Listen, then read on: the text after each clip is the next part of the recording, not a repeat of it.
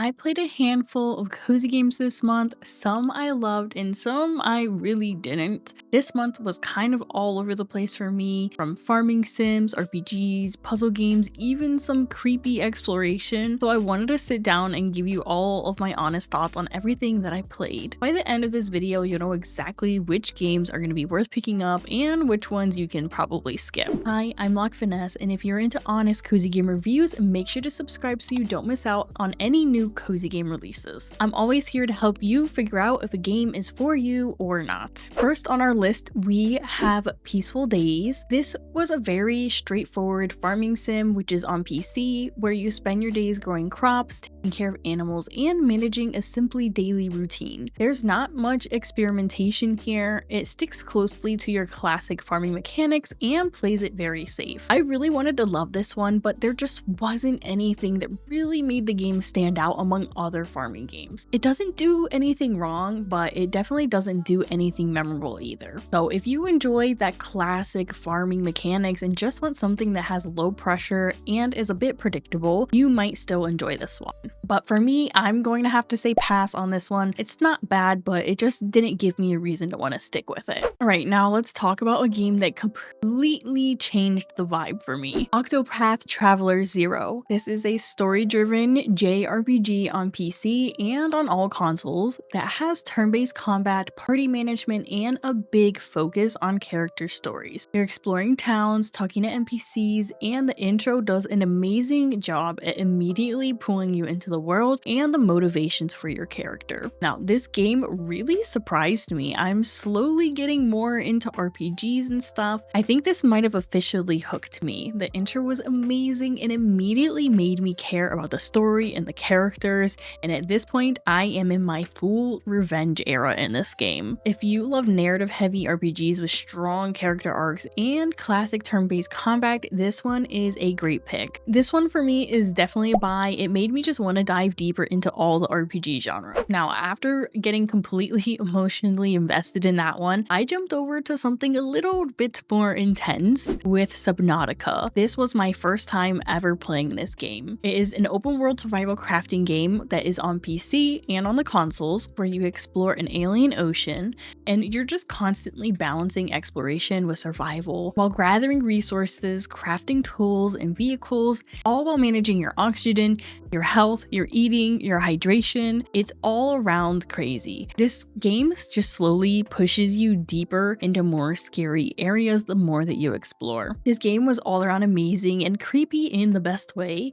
I have been having a blast getting braver and just exploring more, and crafting everything has been really fun. Sometimes it's a little confusing and I'm not always sure where to find things, but honestly that's kind of part of the joy of exploring in this game. So if you love exploration, crafting systems, and don't mind a bit of creepiness mixed in, this one is definitely such a fun game. So I will definitely say that this one is also a buy. It's creepy, beautiful, and just really satisfying altogether. So if you've ever picked up a cozy game and just felt really bored after a few hours, this is Everdream Valley. This is a life sim and farming game on PC and consoles where you restore a countryside farm through quests and daily tasks. A lot of the gameplay is very guided, with fetch quests and tutorials leading you from one objective to the next. Now, this was another one I really wanted to love, but it just didn't have that wow factor for me.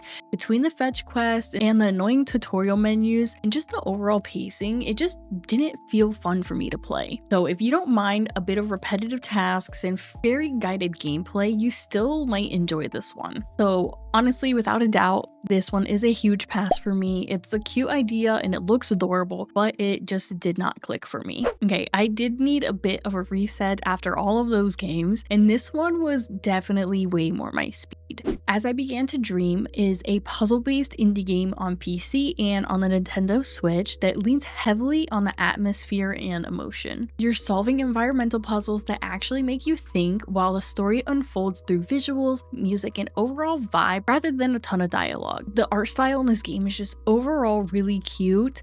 and the puzzles were actually challenging in the best way. The music is absolutely beautiful and just adds so much to the game. So if you love cozy puzzle games with strong visuals and some emotional vibes, this one is definitely a great fit. So I for sure am gonna say bye for this one. It was such a lovely and intriguing game. Now, from something really soft and emotional, I did switch over to something a little bit louder and a lot weirder. This is Revenge of the Savage Planet. This is a sci-fi exploration game on PC, PlayStation, and Xbox, where the main loop is scanning creatures, unlocking gadgets, and exploring strange alien worlds. There's some combat, and the real focus is on curiosity, movement, and seeing what you can discover. This game is so much fun. I just really wish the graphics looked better. I started out playing this game on my Steam Deck and they were really rough. Then I tried to move it onto my PC and think that it would improve, and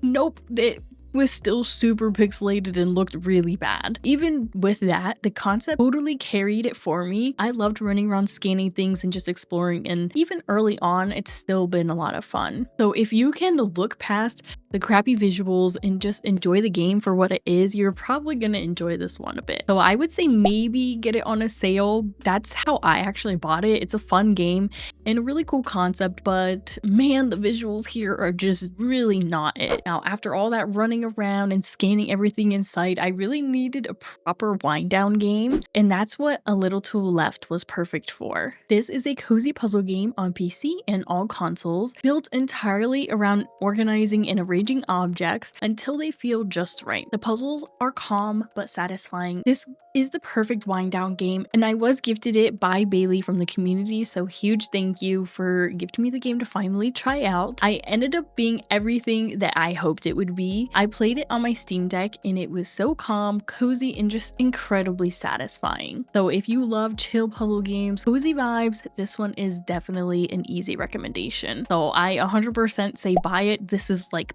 peak cozy puzzling. So looking back at everything I played this month, there was a really interesting mix of highs, surprises, and a couple of misses. So tell me in the comments which one caught your eye, or if there is a cozy game that I should try next. I hope that this helped you decide what was worth picking up and what maybe isn't. So be sure to like and subscribe for more honest cozy game reviews, and until next time, so happy gaming.